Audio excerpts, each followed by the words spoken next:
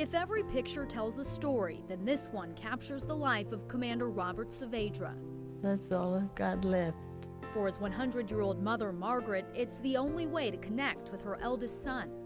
He always loved flying, always had planes,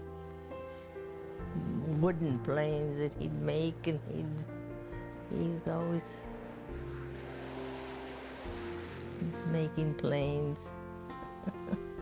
Eventually, her laughter and infectious smile transform into tears, a heart still aching for answers 45 years later.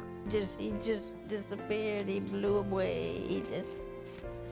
Yeah, it's harder, I think. Not knowing. He's just gone and gone. Robert put his love of flying to work as a career Navy pilot. The Nogales native left for Vietnam in October 1967, leaving behind a wife and 4 young children. Just 6 months later, 33-year-old Robert was missing in action. His plane shot down in North Vietnam during a night armed reconnaissance mission. It was so quick, it was so soon, he was so young. I remember we all got together and prayed as a family group and prayed for my uncle, and it was a very emotional time all the way around. Joseph Saavedra was only 12 when his uncle disappeared. Our uncle was a hero and still is a hero. Robert was presumed dead in 1974. His military status went from missing to died while missing. Still, the family's quest for closure continued. There is no closure because until the remains are brought back, then you have closure. But now, more than 4 decades later, there's new hope.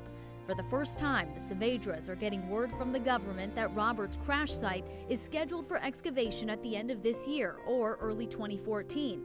A chance to finally bring their hero back home. Yes, he was such a wonderful boy.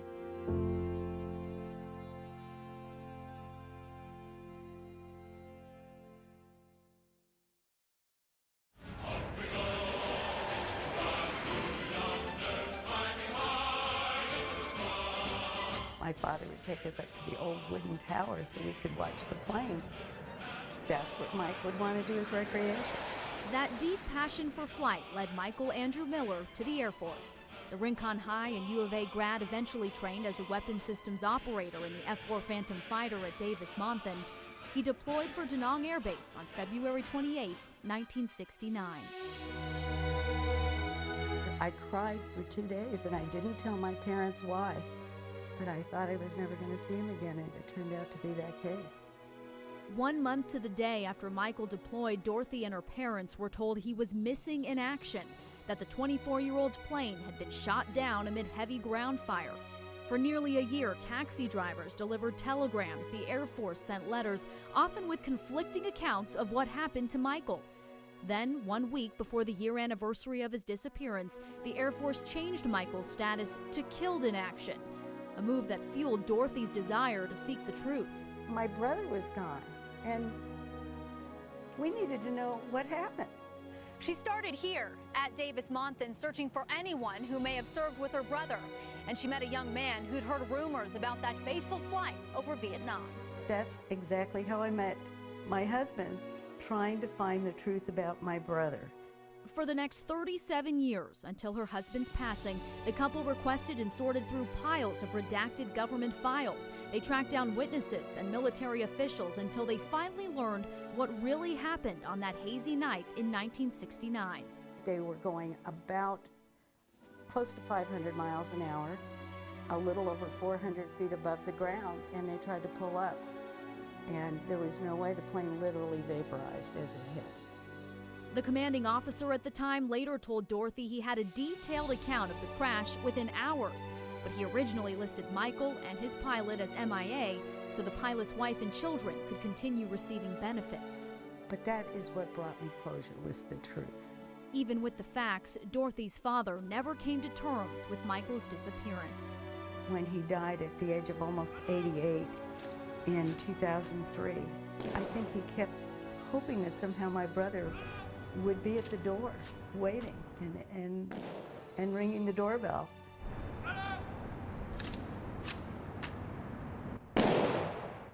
On April 20th, 2007, First Lieutenant Michael Andrew Miller received full military honors during a funeral service at Arlington National Cemetery, complete with a missing man formation. Dorothy says the gravesite will stay empty, but the headstone will forever memorialize Michael's bravery and patriotism. My son is named after my brother, and here they saw the honors given to him. And so my granddaughters were there as well, and I think that was important. I could imagine if my brother had been able to see this, how proud he would be, because he was so proud of being in the Air Force.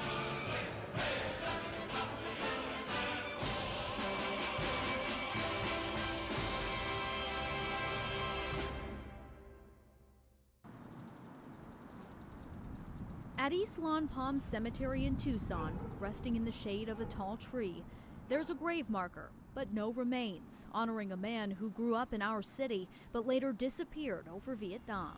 I heard cars pulling up, and there was 4 Navy cars pulled up.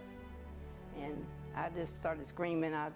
They didn't have to come in and tell me that, he was gone. It's been almost 50 years since Frances Gale Lyons learned her husband, Petty Officer Ronald Allen Boyce Clare, was missing in action.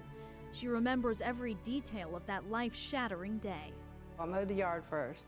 I washed the cars. It was like I knew something. I just felt like there was something going to happen. Frances and Ronald were married 5 years when he deployed with the Navy out of Jacksonville, Florida in April 1967. The couple had a 4-year-old son and a second child on the way. Ronald also had 2 other children from a previous marriage. He was tall, dark, and handsome, and a great man, and he was a good dad.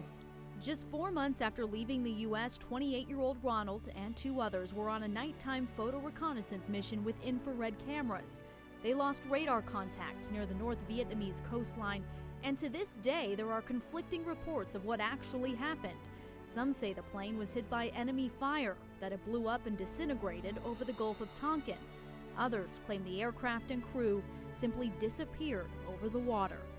If you don't have that body to look at, I don't think anybody ever really gets over it. Search and rescue operations ended 5 days later. Ronald and the others were declared killed in action, body not recovered. Still, Frances harbored glimmers of hope that her husband would come home. I watched all those airplanes land, and I watched all the people get off the plane, looking for him, because he had a distinct walk, and I would have known him anywhere. As the days and weeks passed, Frances did all she could to carry on. She was now a mother of 2. Ronald Allen Jr. was born 2 months after his father's plane went down. You just do all the things you have to do, and you just keep on going, because that's the way we are as humans. We have to just put one foot in front of the other and keep going. She still lives in Florida, just outside of Jacksonville, and her boys have grown up hearing stories about their father. He was loyal. Anybody that ever knew him always loved him. I don't care who they were. Once they met him, they loved him. Frances remarried back in 1982, but says she still keeps mementos of Ronald around the house. Back in 2006, she came here to East Lawns in Tucson for a memorial service at Ronald's headstone. It was something Ronald's mother wanted, a place the family could come to remember and honor their lost hero. It's been 46 years, but I still miss him.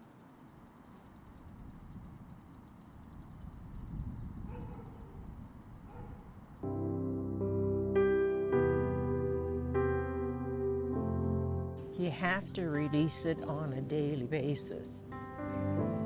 Eleanor Apodaca cherishes this portrait of her brother Victor. The 29-year-old husband and father of 2 was training at Davis-Monthan in line for a teaching position at the Air Force Academy when he volunteered for Vietnam. You have to learn to live with it. But sometimes a person can only live with so much. He has served his country for 46 years as a prisoner of war. He is alive. Air Force records show Victor's plane crashed on June 8, 1967. A little more than 4 years later, he was posthumously promoted to the rank of major and honored with several awards. His status was changed to presumptive finding of death in 1973. Still, Eleanor says she has reason to believe her brother is in Laos, along with dozens of other American prisoners. When my brother comes home, that's it. Do you think one day he will? I keep praying. I hope so. Eleanor spent nearly 50 years researching her brother's case, but not everyone in the family shares her beliefs. If you ask Robert Apodaca, his father's remains did come home, and they're buried at the Air Force Academy in Colorado. I've seen the remains, I've seen the bones, I've seen the analysis of the DNA that identifies him as my dad. Robert was just 3 years old when his father disappeared. When I was young, I wanted my dad there. I wanted him to come home. And the older I got, the more I realized how selfish that thought would be to want that for what he would have to endure. After years of false sightings and waiting, Robert and his brother were told government DNA testing had ID'd his father's remains from the crash site. And on September 15, 2001, the Air Force Academy held a memorial service in Victor's honor. It's been a huge relief, finally knowing what has happened. But Eleanor and her sister cite nearly 24 reasons for not accepting the bone fragments as their brother, and they've requested independent DNA testing. While Robert doesn't agree with them, he says he understands their skepticism. The not knowing was probably one of the worst things to go through. You do what you can to hold on and keep your sanity. A shared journey for answers with two very different conclusions, all centered around a young man who made the ultimate sacrifice. I just have to say, let it go and continue on a daily basis. It can be done. It's a struggle, but it can be done. The Airman's Creed ends in a stanza, I will leave no airman behind. I will not falter. I will not fail. And those aren't just words to me. I've lived them. I'll never leave an airman behind. I'll never falter.